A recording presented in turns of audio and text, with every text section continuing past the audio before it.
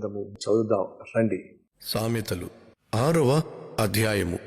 నా కుమారుడా, నీ చెలికాని కొరకు పూటపడిన ఎడల, పరుని చేతిలో నీవు నీ చేయి వేసిన ఎడల, నీ నోటి మాటల వలన నీవు చిక్కుబడి ఉన్నావు, నీ నోటి మాటల వలన పట్టబడి ఉన్నావు. నా కుమారుడా, నీ చెలికాని చేత చిక్కుబడితివి. నీవు త్వరపడి వెళ్లి విడిచిపెట్టుమని నీ చెలికానిని బలవంతము చేయుము. ఇలాగు చేసి తప్పించుకొనుము. నీ కనులకు నిద్రైనను, నీ కనురెప్పలకు కునుకుపాటైనను రానీయకుము. వేటగాని చేతిలో నుండి లేడి తప్పించుకున్నట్లును, ఎరుకవాని చేతి నుండి పక్షి తప్పించుకున్నట్లును తప్పించుకొనుము. సోమరి, చీమల యొద్దకు వెళ్ళుము. వాటి నడతలు కనిపెట్టి జ్ఞానము తెచ్చుకొనుము.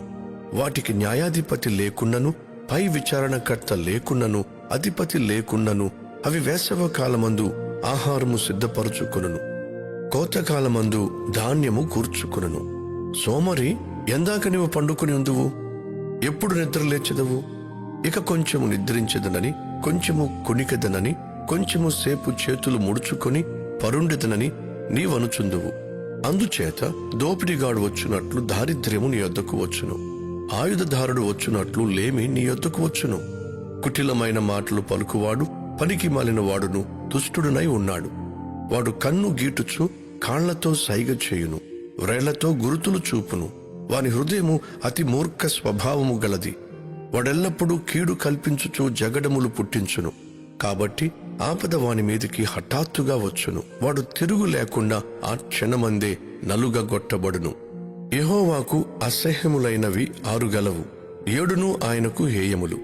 అవేవనగా అహంకార దృష్టియు, కళ్ళలాడు నాలుకయు, నిరపరాధులను చంపు చేతులను, దుర్యోచనలు యోచించు హృదయమును, కీడు చేయుటకు త్వరపడి పరుగులెత్తు పాదములను, లేని వాటిని పలుకు అబద్ధ సాక్షియు, అన్నదమ్ములలో జగడములు పుట్టించువాడును.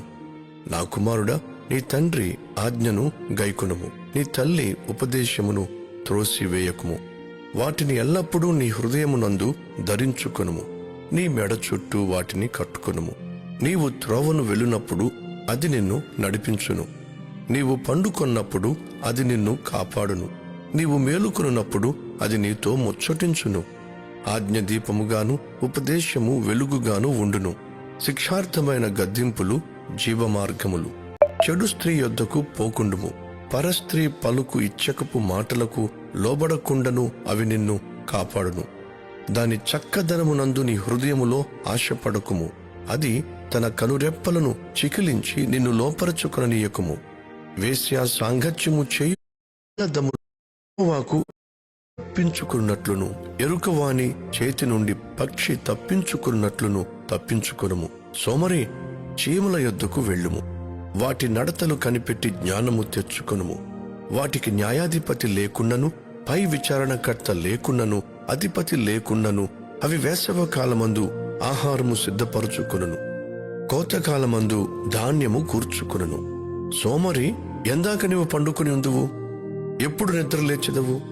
ఇక కొంచెము నిద్రించెదనని, కొంచెము కొనికెదనని, కొంచెము సేపు చేతులు ముడుచుకొని పరుండెదనని నీవనుచుందువు.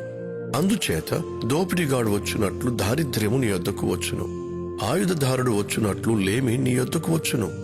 కుటిలమైన మాటలు పలుకువాడు పనికి మాలిన వాడును దుష్టుడునై ఉన్నాడు.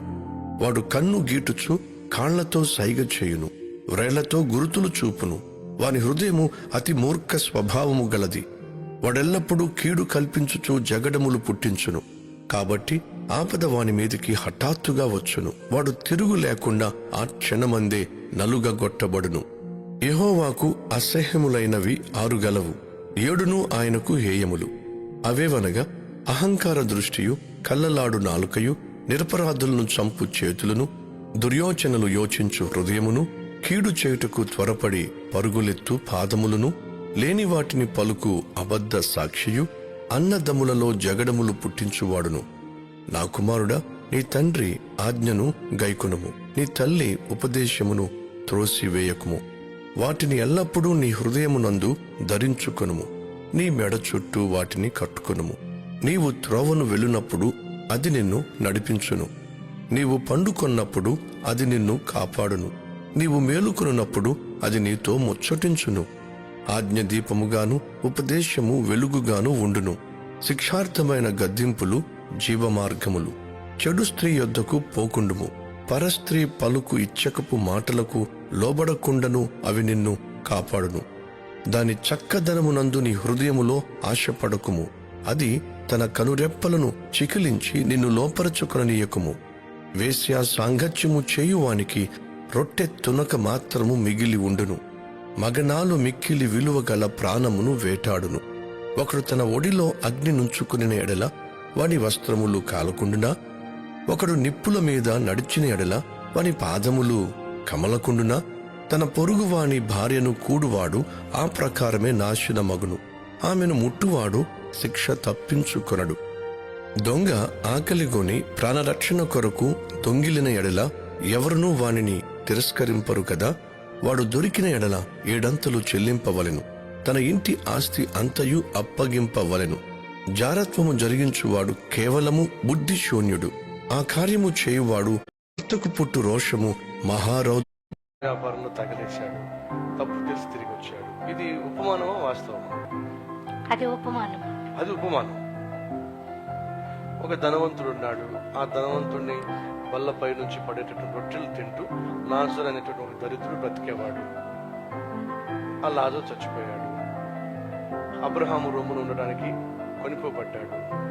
ధనవంతుడు చచ్చిపోయాడు, నరకానికి వెళ్ళాడు. ఇది ఉపమానం కాదా? ఏమంటారు?